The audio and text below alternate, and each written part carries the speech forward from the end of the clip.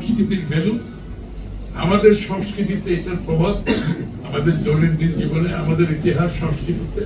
আর দ্বিতীয় হচ্ছে অর্থনৈতিক প্রভাব। এখানে কিন্তু বিরাট একটা অর্থনৈতিক কর্মকাণ্ড।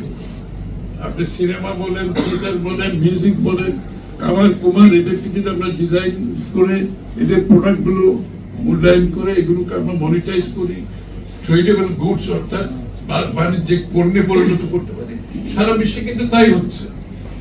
আমরা কিন্তু করতে পারি। আজকের দিনে আমরা এই প্রজেক্ট আমরা নিতে যাচ্ছি। আমাদের সকলের সাথে কথা বলবো, আমরা ফিল্ম ইন্ডাস্ট্রির লোকের সাথে কথা বলবো, আমরা মিউজিশিয়ানদের সাথে কথা বলবো, আমরা যারা নাটক করে তাদের সাথে কথা বলবো, আমাদের তাঁত শিল্পে যারা আছে তাদের সাথে কথা বলবো, গ্রাম অঞ্চলে কামাল কুমার যারা যত আর্টিজান আছে সবার সাথে কথা বলবো। কথা বলে আমাদের একটা পলিসি নির্ধারণ করবো।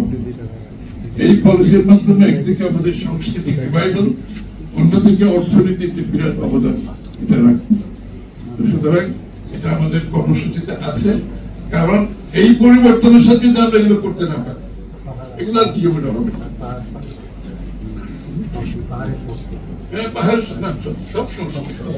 পাহাড়ের সংস্কৃতি, সমতলের সংস্কৃতি, পাহাড়ের ভাষা, পাহাড়ের ইতিহাস, পাহাড়ের সাংস্কৃতিক চর্চা, জীবনযাপন, এগুলো তো আমাদের সফট পাওয়ার।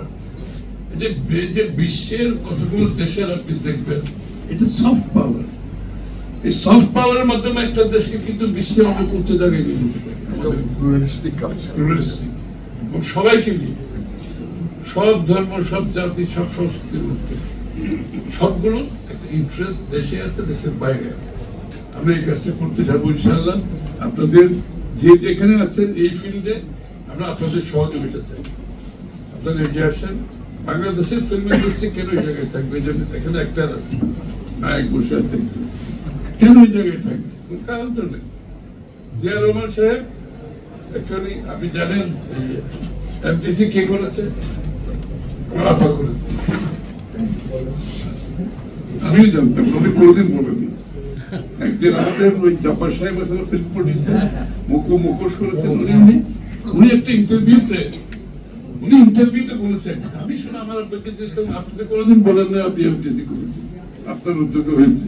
এগুলো বলার কি আছে? কত কিছুই তো জীবনে করেছে, এগুলো তো বলার কিছু না। আমার কথা তো এফডিসি হয়েছে, কিন্তু এফডিসি পরবর্তীতে আমরা কি ফিল্ম ইন্ডাস্ট্রি কোন জায়গায় নিয়ে যেতে পারি? অবশ্যই উনি এগুলোর উন্নয়ন, উনি তো সব ক্ষেত্রেই করেছেন। উনি বাংলাদেশি সংস্কৃতিকে তুলে আনার জন্য আর্টিস্টদেরকে গ্রামগঞ্জ থেকে তুলে আনছেন। আমাদেরকে সেই জায়গায় যেতে হবে তো। জিয়া রহমান সাহেব যে কাজটা শুরু করতে আমরা শেষ করতে পারি, আমাদেরকে সেই জায়গায় যেতে হবে। সবাইকে ধন্যবাদ।